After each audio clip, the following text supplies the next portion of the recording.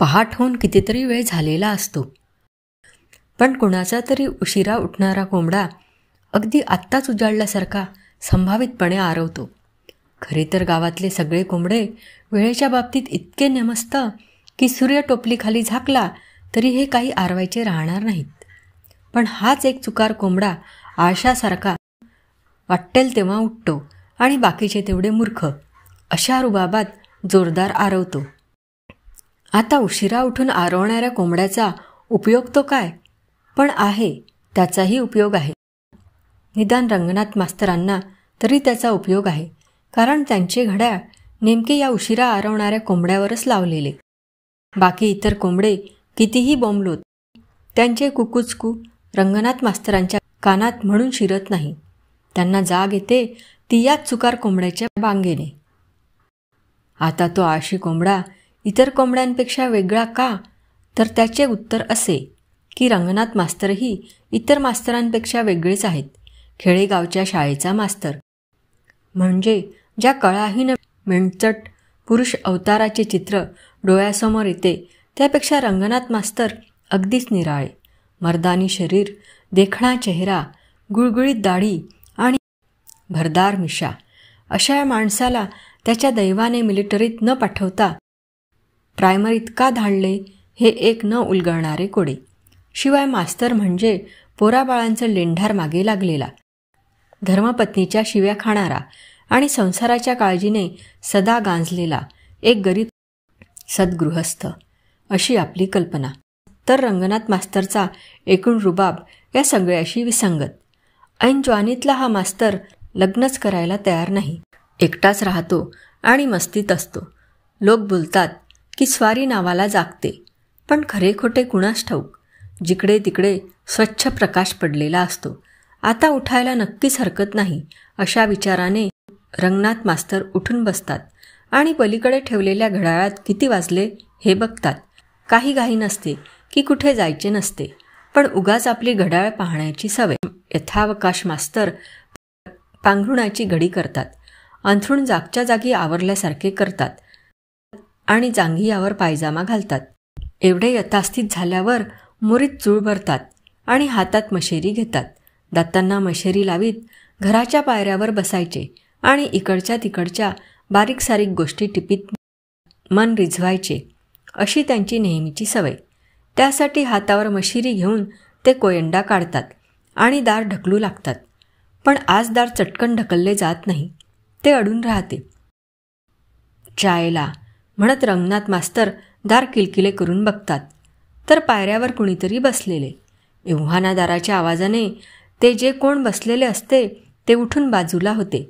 परिणामी रंगनाथ मास्तरांच्या दार उघडण्याच्या खटपटीला यश येते.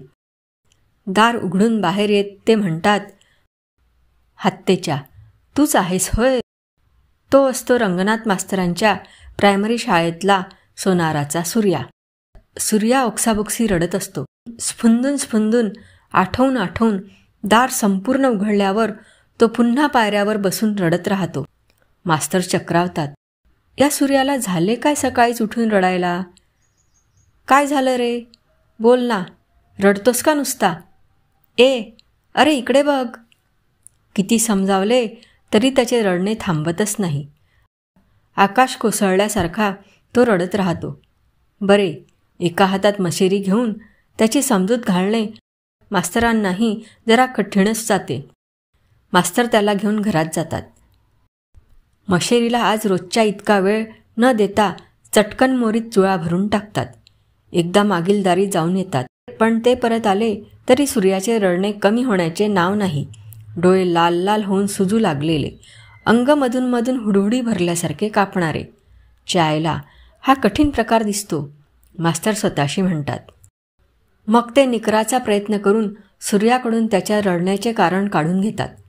तुटक तुटक शब्दात हुंदके देत सूर्या सांगतो, ते काही भयंकर असते. आबांनी काल रात्री आईला मारून टाकलं, तो कसा बसा सांगतो. दोघांचं खूप भांडण झालं आणि शेवटी आबांनी सूर्यानं भोसकून आईला. रंगनाथ मास्तर सूर्याला घेऊन सरळ पोलीस ठाण्यावर येतात. हो, इतका भयंकर प्रकार म्हणजे तो पोलिसात ताबडतोब कळवायलाच हवा. मग हा सगळी हकीकत मास्तरांना सांगून टाकल्यावर सूर्याचे रडणे थोडे आटोक्यात आलेले. मास्तरांनी त्याला चहा पाजलेला. घाबरू नकोस, तू शहाणा ना, आता धीरानं वागायला हवं वगैरे पुष्कळ समजूत घातलेली. पण एवढे लहानगे अजाणपूर, त्याच्या डोळ्यादेखत त्याच्या बापाने आईला ठार मारलेले. अशा भयंकर परिस्थितीत त्याची समजूत घालण्यापेक्षाही अधिक महत्त्वाचे असते ते पोलिसात वर्दी देणे. पोलीस ठाण्याशी येताच सूर्याचे थांबलेले रडू पुन्हा उफाळून येते. तो थरथर कापू लागतो, अंगाला झटके देऊ लागतो. घाबरू नकोस, मास्तर त्याच्या पाठीवरून हात फिरवीत सांगत राहतात. अजिबात घाबरू नकोस. अरे, पोलिसांना सांगितलं तर ते आपल्याला मदत करतील. उलट अशा गोष्टी लपवून ठेवणंच त्यांना आवडत नाही. पोलीस ठाण्यावर सब इन्स्पेक्टर ढोलेकरांचा सकाळचा 3रा चहा चाललेला असतो. सब इन्स्पेक्टर ढोलेकर बरीच वर्षे या भागात आहेत. त्यांना बदली नाही, तशी बढतीही नाही. ते हा एक सामाजिक अन्याय समजतात. कारण त्यांच्या मते ते अत्यंत कुशाग्र बुद्धीचे पोलीस ऑफिसर आहेत. म्हटले तर त्यांचा दोष एवढाच की त्यांना फार धावाधाव करायला आवडत नाही. पण ती करण्याचे त्यांना कारणच काय? त्यांनी जर धावाधाव केली तर हवालदार आहेत कशाला? आत्ताही ते हवालदार मिरगळला म्हणतात. जरा त्यांना काय हवे ते बघ, आणि स्वतः चहाची बशी तोंडाला लावतात. हे आपले रंगनाथ मास्तर, मिरगळ माहिती देतो. ढोलेकर डोळे बारीक करून रंगनाथ मास्तरकडे पाहू लागतात. हो, कुणी सांगावे? कधीकधी गुन्हेगार स्वतःच येऊन गुन्हा रिपोर्ट करून जातो आणि पोलीस त्याला सोडून इतरांनाच चाचपत राहतात. यासाठी कुणीही समोर आले की ढोलेकर त्याचे बारकाईने निरीक्षण करतात. आणि निरीक्षण बारकाईने करायचे म्हणजे डोळे बारीक करायलाच हवेत, अशी आपली त्यांची एक समजूत. रंगनाथ मास्तर हे नाव आपण ऐकलेले आहे. मास्तरकडे बारीक डोळे करून पाहताना त्यांच्याविषयी ऐकलेले काही ढोलेकरांना आठवू लागले. याला म्हणतात पोलीस इन्फॉर्मेशन, एकदम अप टू डेट. जे आठवते त्यामुळे ढोलेकरांचे डोळे अधिकच बारीक होतात. त्यांचे असे पाहणे दुसऱ्या एखाद्याला विचित्र वाटले असते, पण रंगनाथ मास्तर वर्मत नाहीत.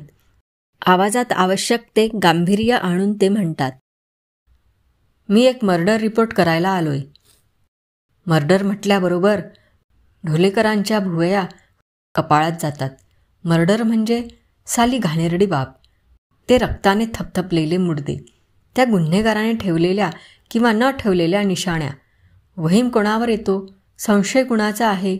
असे 1760 प्रश्न, उलटसुलट पुरावे. एका क्षणात नाना गोष्टी ढोलेकरांच्या डोळ्यासमोर येऊन जातात. हवालदार मिरगळच्या मनात येते, या मास्तराची तरी कमालच आहे. मर्डर रिपोर्ट करायला सोबत लहान मुलाला घेऊन आला. हा माझ्या शाळेतला विद्यार्थी सूर्या सोनार. बिचारावर प्रसंगच असा आलाय की धावत माझ्याकडे आला. कुणाचा मर्डर झालाय? ढोलेकर विचारतात. याच्या आईचा. मास्तरांनी असे म्हणताच सूर्या पुन्हा जोरजोरात रडू लागतो. त्याचे सांत्वन करता करता ढोलेकर आणि मास्तर या दोघांचाही थोडा वेळ दम निघतो. मिरगळ मात्र त्या दिघांकडे पाहत स्वस्थच बसून राहतो. तरी शेवटी घायकुतीला आलेले ढोलेकर त्याच्याच अंगावर खेकसतात. गप्प काय बसलात? आधी या पोराला गप्प करा. मघा सूर्याकडून मिळालेली तुटक माहिती जोडून रंगनाथ मास्तर ती ढोलेकरांपुढे ठेवतात. याचा बाप सोनार आहे. माणूस पाहिलात तर त्याच्या तोंडावरची माशी उडणार नाही असं वाटेल, पण बायको मात्र कमालीची देखणी. इथे ढोलेकर डोळे बारीक करून आपल्याकडे पाहत आहेत हे लक्षात येऊन रंगनाथ मास्तर क्षणभर थबकतात. मग सावरून घेऊन ते पुढे बोलतात. म्हणजे सांगायचा मुद्दा असा की ती त्याला शोभणारी नव्हे. तेव्हा लहान सहान कारणावरून कुरबुर व्हायची. पण काल म्हणे सगळं फारच विकोपाला गेलं. कडाक्याचं भांडण झालं. त्यात सोनाराचा तोल गेला आणि त्यानं तिला सुरीनं भोसकलं. बिचारा पोरगा घाबरून गेला. त्याला वाटलं बाप आता आपलाही खिमा करणार. तो जो दडी मारून बसला तो अडगळीच्या खोलीतच. बरं, घरातून बाहेर पडायची भीती, कारण बाहेर काळोख. सकाळपर्यंत कसाबसा जीव मुठीत धरून बसला आणि सकाळ झाल्याबरोबर जो सटकला घरातून तो थेट माझ्याकडे आला. सांगता सांगता संतापाने मास्तरांचा आवाज चढतो. केवढे हे भयंकर क्रौर्य. तरुण देखणी बायको, तिचा खून, आणि तोही एकुलत्या एका पोराच्या पुढ्यात.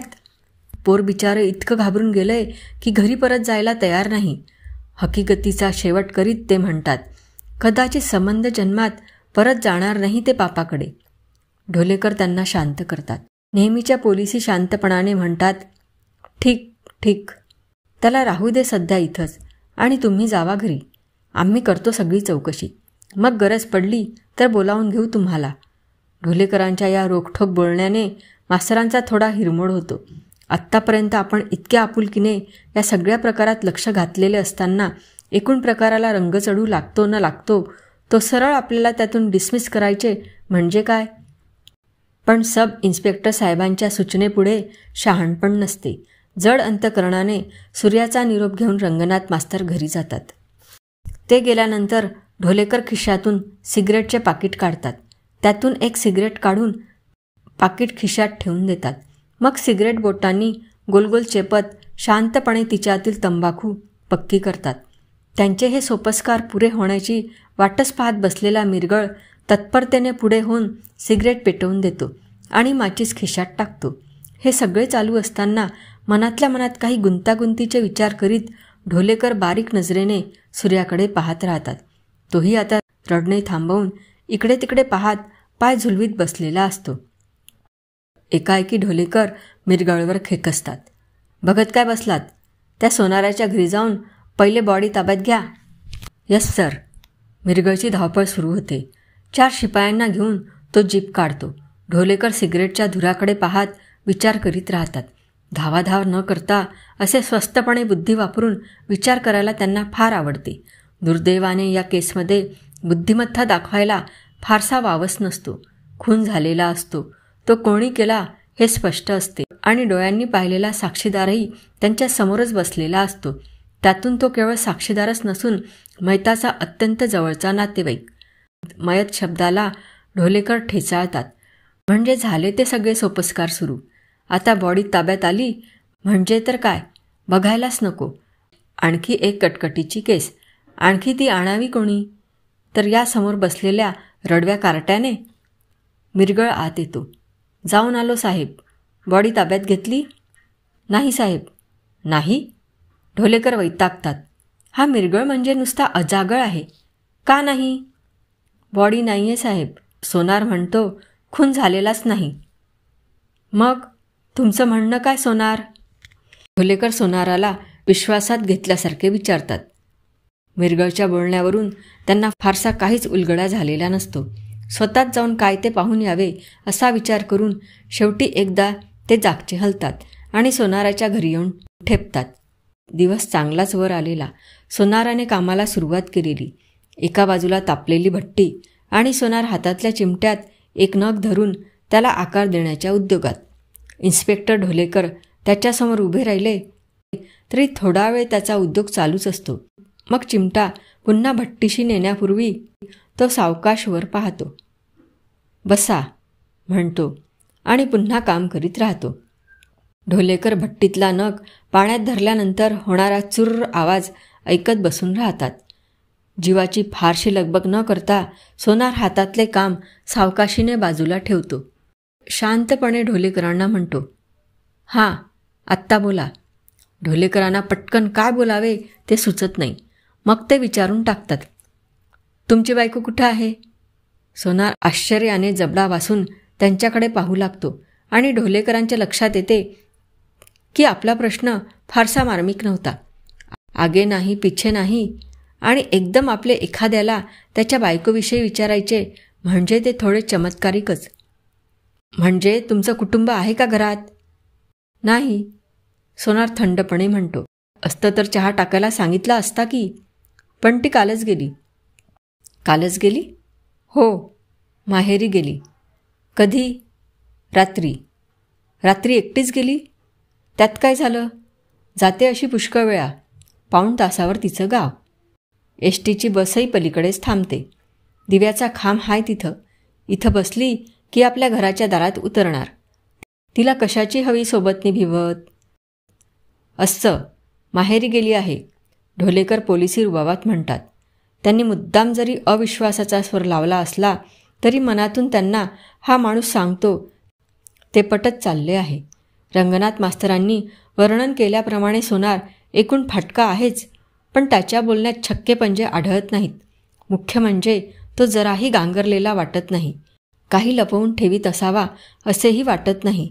एवढे असले तरी बायको घरात नाही ही गोष्ट थोडीफार संशयास्पदच. कुठशी आहे तिचं माहेर? साखरगावची हद्द संपते तिथं पोवळ्याचा मळा म्हणून कोणालाही विचारा. गरज वाटली तर तिथंही चौकशी करू. तुमची काही हरकत नाही ना? माझी हो कसली हरकत. काम पुन्हा सुरू करीत सोनार हसून म्हणतो, गाडी काढणार असाल तर मी सुद्धा येतो. पण कशासाठी चालली ही सगळी चौकशी? सोनार, तुमचा मुलगा सूर्या कुठं आहे माहीत आहे तुम्हाला? असेल कुठंतरी उन्हाळक्या करीत. शाळेत जायची वेळ झाली पण घरी आलाय का बघा. चित्त नाही त्याचं शिकण्याकडे. बघीन आणि घरच्या धंद्याला लावीन झालं. सोनार, सूर्या उन्हाळक्या करीत नाहीये. तो आमच्याकडे येऊन बसलाय. आम्ही त्याला ठेवून घेतलाय. अरे कर्मा, अहो केलं काय त्यानं? कुणाचे नारळ बिरळ तर नाही पाडले? त्यानं काहीच केलं नाही सोनार. तो सांगतो की तुम्ही त्याच्या आईचा खून केलात. काय सांगतो? कानावर विश्वास न बसल्यासारखे सोनार विचारतो. तुम्ही बायकोचा खून केलात असं सूर्या, प्रत्यक्ष तुमचा मुलगा सांगतो. क्षणभर सोनार गप्प बसतो. तो क्षण ढोलेकरांना केवढा तरी लांब वाटतो. मग सोनार खिसकन हसतो आणि म्हणतो, तसलंच चालं पोरते. काय पण सांगेल डोक्यात येईल ते. बेमालूम थापा मारील, रडेल, ओरडेल. तुमच्यासारख्यानं काय लक्ष द्यायचं त्याच्याकडे? एक वाजवा कानाखाली आणि धाडून द्या शाळेला. म्हणजे तुम्हाला काय म्हणायचं आहे? सूर्या खोटं बोलतो? अहो सांगितलं ना, अति शेमलेस कार्ट आहे ते. शाळा चुकवायला रोज वाटेल ते निमित्त शोधून काढतं. आज हे. आणि सोनार पुन्हा भट्टीतला नग पाण्यात घालून चुर्र आवाज काढू लागतो. पोलीस ठाण्यावर परतल्यानंतर ढोलेकर आपला ठेवणीतला आवाज लावून सूर्याला दम देतात. माराची धमकी देतात. प्रत्यक्ष मार द्यायची म्हणजे मिरगळला मार द्यायला सांगण्याची त्यांना फार इच्छा असते. पण ते पोर आधीच इतके दुष्काळातल्या कुत्र्यासारखे झिडफिडीत की त्याच्या अंगाला हात लावायची भीतीच वाटते. हो, फटकन आचका देऊन मेलबिलं तर काय, पण नुसत्या दम देण्याचा फारसा उपयोग होत नाही. सूर्या गळा काढून रडतच राहतो. रडता रडता पुन्हा सकाळचीच हकीकत तपशीलवार सांगतो. बाप एक दिवस आपल्यालाही ठार मारणार आहे असे म्हणतो. वर आणखी सांगतो की ज्या सुरीने जीव घेतला ती घरातच मिळेल. शिवाय आईचा प्राण गेल्यावर तिच्या गळ्यातून आबांनी मंगळसूत्र खेचून काढले. ते वर टांगलेल्या शिंक्यात ठेवलेले आहे. आता सूर्याने सगळे इतके तपशीलवार सांगितल्यानंतर तो खोटे बोलतो की सोनार हे ढोलेकरांना समजेनासे होते. आपण तरी इतके मूर्ख कसे? सोनाराच्या घराची झडती न घेता नुसता त्याच्या शब्दावर विश्वास कसा ठेवला? ढोलेकर पुन्हा मिरगळवर खेकसतात. जा, घराची झडती घेऊन या. नक्की तिथे अजूनही बॉडी सापडेल, हत्यार सापडेल, कमीत कमी शिंक्यात ठेवलेलं मंगळसूत्र तरी सापडेल. मिरगळ पुन्हा जीप काढतो आणि 4 शिपाई घेऊन घाईघाईने बाहेर पडतो. इकडे मुलगा पोट धरून बसलेला. काय होते विचारल्यावर रडत रडत सांगतो, भूक लागली. ढोलेकर समोरच्या चहावाल्या पोऱ्याला बोलावतात आणि 1 पावभाजीची ऑर्डर देतात. पोऱ्या जातो. क्षणभर विचार करून ढोलेकर त्याला पुन्हा बोलावतात आणि ऑर्डर 2 पावभाजीची करतात. पावभाजी येईपर्यंत ढोलेकर दमदाटीचा आवाज बदलून मुलाशी गोडी गुलाबीने बोलण्याचा प्रयत्न करतात. तुला काय आवडतं असे विचारताच तो सांगतो, चुरमुऱ्याचे लाडू. ढोलेकर पुन्हा चहावाल्याला बोलावतात आणि 1 चुरमुऱ्याचा लाडू आणायला सांगतात. पोऱ्या हा म्हणून जातो. ढोलेकर ओठावरून जीभ फिरवतात आणि पुन्हा पोऱ्याला बोलावून 2 चुरमुऱ्याचे लाडू आण असे सांगतात. पोऱ्या खाण्याचे जिन्नस घेऊन येतो. ढोलेकर आणि सूर्या दोघेही मनसोक्त खातात. पण या गोडी गुलाबीच्या वागण्यातून ढोलेकरांनी इतकीच नवीन माहिती मिळविलेली असते की सोनाराच्या मुलाला मुरमुऱ्याचे लाडू आवडतात. एवढ्यात झडती घ्यायला पाठवलेले लोक येतात. मिरगळ घाईघाईने जीपमधून उडी टाकतो. धावतच आत येतो. त्याचा चेहरा घामाने थपथपलेला असतो. त्याच्या अवतारावरून त्याला नक्कीच काहीतरी सापडले असावेसे वाटते. ढोलेकर हातातला चुरमुऱ्याचा लाडू अर्धा टाकून उठतात. मिरगळला अर्ध्या वाटेवरच अडवतात. काय झालं? मिळाली बॉडी? संबंध घर शोधलं, पण बॉडी मिळाली नाही साहेब. मग सुरी? हो, सुरी मिळाली. ढोलेकर सुटकेचा निश्वास टाकतात. सुरी मिळाली, पण ती स्वच्छ धुतलेली, ताटवाट्यांबरोबर जागच्या जागीच ठेवलेली होती. मरो, आणि ते मंगळसूत्र शिंक्यात ठेवलेलं? सोनार म्हणाला की बायको मंगळसूत्र घालूनच माहेरी गेली. तो लाख म्हणाला, पण तुम्हाला शिंक्यात बघायला सांगितलं होतं ना? होय साहेब, पण साहेब, सोनाराच्या घरात शिंकच नाहीये. काय, शिंक नाहीये? नाही साहेब. त्यावरून हा मुलगा नक्कीच खोटं बोलतोय. ढोलेकर मुलाकडे संतापाने पाहतात. तो त्याचा अर्धा राहिलेला चुरमुऱ्याचा लाडू शांतपणे खातोय. मुलगा खोटे बोलत असला पाहिजे हे सिद्ध करण्याचा आणखी एक चांगला मार्ग असतो. साखरगावला सोनाराच्या सासूरवाडीला जाऊन त्याची बायको तिथे सुखरूप आहे का ते पाहणे. हा विचार सुचताच ढोलेकर स्वतःच्या बुद्धिमत्तेवर भयंकर खुश होऊन जातात. मिरगळ, ते ओरडतात. अस्साच्या अस्सा साखरगावला जा, सोनाराच्या बायकोच्या घरी. हा मुलगा धडधडीत खोटं बोलतोय. याचा अर्थ सोनार खरं बोलतोय. याचा अर्थ त्याची बायको माहेरी गेली. याचा अर्थ तिथंच काय तो सोक्षमोक्ष लागेल. जा, तिला बरोबरच घेऊन ये, असेल तशी. मंगळसूत्र बहुधा गळ्यातच असेल. त्याचं महत्त्व नाही ती जिवंत भेटल्यावर. आता पळ आधी. मिरगळ पुन्हा पळत सुटतो. जीप काढतो, 4 शिपाई घेतो आणि निघतो. ढोलेकर सुटकेचा निश्वास टाकतात. हो, आता घटकाभरातच सगळा मामला खतम. पण ते नीट पायबी सोडून खुर्चीत ऐसपैस बसणार एवढ्यात मिरगळ पुन्हा हजर होतो. घाईघाईत सोनारच्या सासूरवाडीचा पत्ताच न्यायला तो विसरलेला. ढोलेकरांच्या रागाला पारावर राहत नाही. दाट ओठ खातच ते पत्ता समजावून सांगतात आणि मिरगळ परत बाहेर पडतो. आता मात्र ढोलेकर त्या पोराची फारशी दयामाया ठेवत नाहीत. भडव्या, खोटं का बोललास? असं विचारून ते त्याच्या एक कानशिलात भडकवतात. पोरगा कानावर हात धरून कळवळत खाली बसतो. त्याचा कानबिन तर फुटला नसेल ना, अशा भीतीने ढोलेकर दुसरी मारायला काही धजावत नाहीत. ते नुसता तोंडाचा पट्टा चालू ठेवतात. पोलीस म्हणजे शाळा वाटली होय रे तुला? अरे प्रत्यक्ष आईबापाबद्दल खोटं सांगतोस? तुरुंगात जायचंय तुला? सांग, सांग आधी, खोटं बोललास की नाही ते. नाहीतर परत आवाज काढीन कानाखाली. मघाशी लक्षात आहे ना? त्याच्या दुपटीनं जोऱ्यात. बैरा होऊन जाशील, समजलास? पोरगा विलक्षण भेदरलेला. नको नको म्हणून तो रडू लागतो. तुझ्या रडण्याच्या नाटकानं फसणार नाही मी. आता खरं ते सांगतोस की नाही? ढोलेकर इतक्या मोठ्याने ओरडतात की भीतीने पोराची चड्डी जागच्या जागी ओली व्हावी. सांगतो, खरं ते सांगतो, पण मला आता काय हवं? ढोलेकर गुरकावतात. दारातच एकजण मक्याची कणसे घेऊन ती भाजत बसलेला असतो. त्याच्याकडे बोट दाखवून सूर्या म्हणतो, ते हवं. हा पोरगा आहे की मस्करी? ढोलेकर डोळे बारीक करून त्याच्याकडे पाहत राहतात. आपल्याला सुद्धा असल्या प्रसंगात खायला मागायचे सुचले नसते. भलतेच बनेल दिसते हे कार्टे. बापाने सांगितले ते अगदी बरोबर. खोटे सांगत असेल तर त्यात नवल नाही. त्या मानाने बाप पुष्कळ साधा सरळ. देताना कणीस देतो, पण मग सगळं खरं खरं सांगून टाक. एक शब्द खोटा बोललास तर बघ. मुलगा मान डोलावतो. ढोलेकर समोर जाऊन 2 भाजलेली कणसे घेऊन येतात. मुलगा चवीने कणीस खाऊ लागतो. सांगतोस ना? हो. खाऊन तर होऊ दे. अखेरीस एकदाचे त्याचे कणीस खाऊन होते. ढोलेकरांना चावायला थोडा वेळ लागतो, पण मुलगा तोंड पुसून सांगू लागतो, काल रात्री आबांचं आणि आईचं मोठं भांडण झालं. अलीकडे पुष्कळदा त्यांची अशी भांडणं होतात. आई चिडते, आबा घाणेरड्या शिव्या देतात. मी लक्ष द्यायचं नाही असं ठरवतो, पण ते कसं जमणार? थोडं तरी कानावर पडतंच. बोलतात ते सगळंच मला समजत नाही, पण खूप वाईट वाटतं, रडू येतं. बिच्चारा. ढोलेकरांना गहिवरून येतं. आईवडिलांचे पटेनासे झाले की बिचाऱ्या पोरांचे असेच हाल. उकास मारले त्याला आपण एवढ्या जोराने. काल देखील असंच भांडण झालं. मला वाटतं जेवण झाल्यावर. आई म्हणाली मी माहेरी जाते. आबा म्हणाले आता रात्रीच्या वेळेस कुठे जातेस माहेरीनी बिहेरी? काही जायचं नाही. त्यावरून भांडणाला सुरुवात झाली. खूप जोरदार शिवीगाळ झाली. शेवटी आई निघून गेलीच.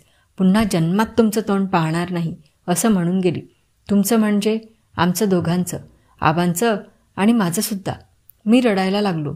रडत रडत जाऊन तिला धरून ठेवण्याचा प्रयत्न केला, पण ती मला ढकलून निघून गेली. ढोलेकरांना अतिशयच वाईट वाटते. ते अर्धे कणीस तोडून सूर्याला देतात, नाहीतरी त्यांना ते चावतच नसते. सूर्या ते आनंदाने घेऊन खाऊ लागतो. पण मग खोटं का सांगितलंस? मौसूत आवाजात ते विचारतात.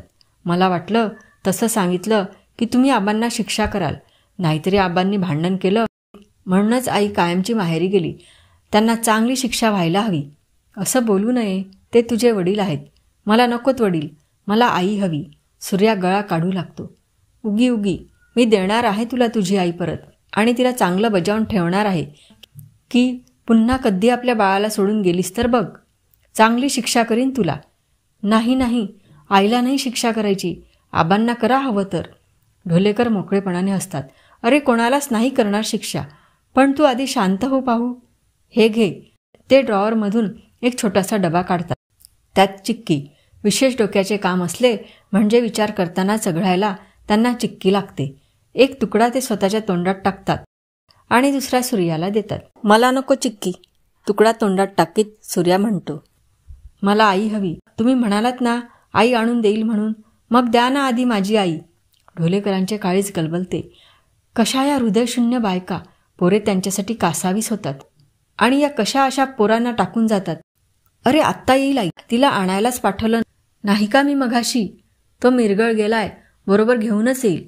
ढोलेकरांचे शब्द तोंडातच अडकतात. परत आलेला मिरगळ दारातूनच सांगतो. सोनाराची बायको माहेरी गेलेलीच नाही. याचा अर्थ काय सोनार? ढोलेकर सोनाराच्या अंगावर कडाडतात. अर्थ काय सांगू साहेब? सोनार गरिबीने बोलतो. मी सांगेन तो अर्थ आपल्यालाही ठाऊक आहे. म्हणजे काय? म्हणजे आता तुम्हीच बघा, शहाण्या माणसांना बायकांच्या जातीचा भरोसा कसा द्यावा? काय म्हणायचंय तुला? ढोलेकर गोंधळून विचारतात. साहेब असं बघा, माहेरी जाते म्हणून एखादी बाई निघते आणि ती माहेरी तर पोचत नाही, तेव्हा त्याचा अर्थ काय होतो? आता तुम्हीच मला उलट अर्थ विचारताय. होय साहेब, याचा अर्थ असा होतो की ती मधल्यामध्ये दुसऱ्या कुणाकडे तरी गेली. असं कसं? तिला मध्येच कुणी पळवलं किंवा तिचं काही बरं वाईट झालं असलं तर? ती आपणहून दुसरीकडे गेली असं कशावरून म्हणता तुम्ही? सोनार एकदम फार फार दिनवाणा दिसू लागतो. सकाळचा त्याचा शांतपणा, ते हसणे, ते सारे काही उडवून लावणे, सारे कुठच्या कुठे गेलेले असते. आवाजात कंप येतो. तुम्हाला माहीत नाही साहेब, बायकोला दुसरा नाद लागणं यासारखं नवऱ्याचं दुसरं दुर्दैव नाही. सोनार म्हणतो. अवघड जागी दुखणं सहन होत नाही आणि लोकात दाखवता येत नाही. बायको याराला भेटायला गेली असं कुठला नवरा आपल्या तोंडानं सांगेल? ती माहेरी गेली असंच तो म्हणणार. म्हणजे तुम्हाला ठाऊक आहे ती कुठं गेली ते? सोनार काही बोलत नाही. तो उठतो आणि भिंतीला लटकवलेल्या सदऱ्याच्या खिशातली एक चिठ्ठी काढून इन्स्पेक्टरला दाखवतो. चिठ्ठीवर आदल्या दिवशीची तारीख असते. आज रात्री बरोबर 10 वाजता नेहमीच्या ठिकाणी, गोड्या वहाळाजवळच्या झाडीत. येशील ना? वाट बघत आहे. येत, तुझाच रंगनाथ. ही चिठ्ठी तुम्ही लिहिलीत? ढोलेकरांचा तो जरबेचा आवाज ऐकून रंगनाथ मास्तरांचा थरकाप होतो. हो, मीच. मग सोनाराची बायको कुठे आहे? मला माहीत नाही. भीतीने त्याची बोबडी वळते. नेहमी वाघासारखा वावरणाऱ्या मास्तराची आता पार शेळी झालेली असते. नाही कसं? तुम्हाला भेटायला ती घरून निघाली भांडण करून. पण ती आलीच नाही. मी वाट पाहत होतो तिची वहाळाजवळ. चांगली तासभर वाट पाहिली, पण ती. मिरगळ, बघत काय बसलात? ढोलेकर खेकसतात. झडती घ्या या घराची. नक्की इथंच सापडेल मुद्देमाल. शोधा. हो साहेब. घाम टिपीत मिरगळ बरोबरच्या शिपायांना हुकूम सोडतो. बघत काय बसलात? झडती घ्या. संबंध घर उलथपालथ करा. ढोलेकर मिरगळांना. संबंध घर उलथपालथ करा. मिरगळ शिपायांना. अहो पण मी खरंच सांगतो, काल रात्री ती इथं आलीच नाही.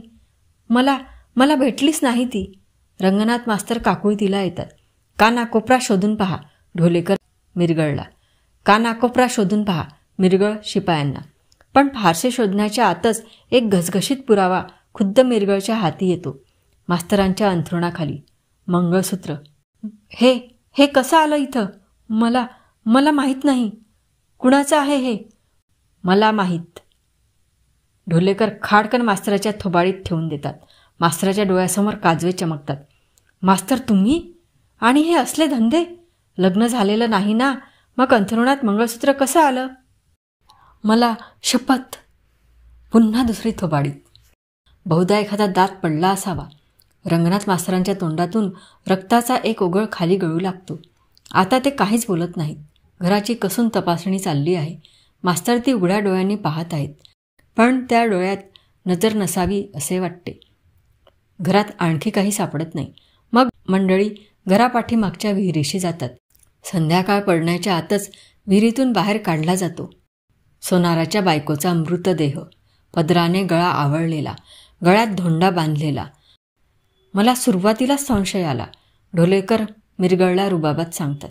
स्वतःच मर्डर रिपोर्ट करायला आला होता बेरड. या ढोलेकराशी गाठ आहे. ठाऊक नव्हतं भडव्याला. असले कैक गुन्हेगार पाहिले आहेत. स्वतः गुन्हा करून स्वतःच रिपोर्ट करायला येणारे. होय साहेब. मिरगळ. आज प्रेताची मेडिकल आणि बाकी सगळे सोपस्कार पुरे करून टाका. पहाटे प्रेत सोनाराच्या ताब्यात द्यायला हवं. देतो साहेब. मिरगळ. ते पॅड घ्या इकडे. वर कळवलीच पाहिजे ही केस. बघतो रांडीचे कसे देत नाहीत यावेळी प्रमोशन. होय साहेब. तुम्हाला इथून मोठ्या ठाण्यावर पाठवायलाच हवं. घाम पुशीत मिरगळ म्हणतो. रात्रीचे 10 वाजत आलेले. आबा, काल याच वेळी तुम्ही आईचा गळा दाबलात नाही? सूर्या बापाला विचारतो. श्श, हळू बोल. सोनार मुलाला दामटतो. काल ह्याच वेळी तिच्याच पदराने तिचा गळा आवळला. प्रेत सायकलवर बसवून मागच्या वाटेने विहिरीशी नेले. त्यावेळी रंगनाथ मास्तर वहाळाजवळ तिची वाट पाहत होता. तब्बल तासभर. आबा, मास्तर आईला चिठ्ठ्या पाठवून कशाला हो बोलवायचे? ते नंतर कळेल बेटा तुला, मोठा झाल्यावर. एवढंच लक्षात ठेव की लग्न झालेल्या बाईला, एका पोराच्या आईला अशा चिठ्ठ्या लिहिणं फार वाईट असतं. आबा, मास्तर फाशी जातील का हो? पोलीस लोक म्हणत होते. जाईल बहुतेक. तू सकाळी मंगळसूत्र नेऊन टाकलंस ना त्या अंथरुणाखालीच, त्याचाच फास बसणार आहे त्याला. आबा, मास्तर फाशी गेले की शाळा बंद राहील ना? हो बेटा, शाळा बंद राहील. मुलाला जवळ घेत सोनार म्हणतो. काय बाकी, फर्स्ट क्लास नाटक केलं आहेस आज. मग तुम्ही कबूल केलं होतं ना की बुंदीचे लाडू देईन, आणलेत? हो तर. संध्याकाळी लपतछपत जाऊन हॉटेलातून आणलेले बुंदीचे लाडू सोनार मुलाच्या समोर ठेवतो. एक आपल्याही तोंडात घालतो. एवढ्यात दार वाजतं. सूर्या दार उघडतो. बाहेर ढोलेकर आणि मिरगळ उभे, सोनाराच्या सांत्वनासाठी आलेले. बिचारावर केवढा हा घाला. बायको मेलेली सापडणे आणि तीही दुसऱ्याच्या विहिरीत. प्रेत पाहून बापडा डोके आपटून घेत होता. आता काय अवस्था झाली असेल त्याची. काय करतायत बाबा? ढोलेकर आस्थेने विचारतात. बुंदीचे लाडू खात बसलेत, सूर्या प्रामाणिकपणे सांगतो. बुंदीचे लाडू? मिरगळ चमकून विचारतो. तिकडे बायकोचं प्रेत पडलंय आणि इकडे हे बुंदीचे लाडू खातायत? त्याच्याकडे काय लक्ष देतोस? ढोलेकर मिरगळला चापतात. एकतरी गोष्ट खरी सांगतो का तो? वाटेल ते रचून सांगायची सवयच लागली आहे त्याला. अशाच नवनवीन कथा ऐकण्यासाठी आपल्या श्रवणकथा या चॅनलला सबस्क्राईब, लाईक आणि जास्तीत जास्त शेअर करा. धन्यवाद.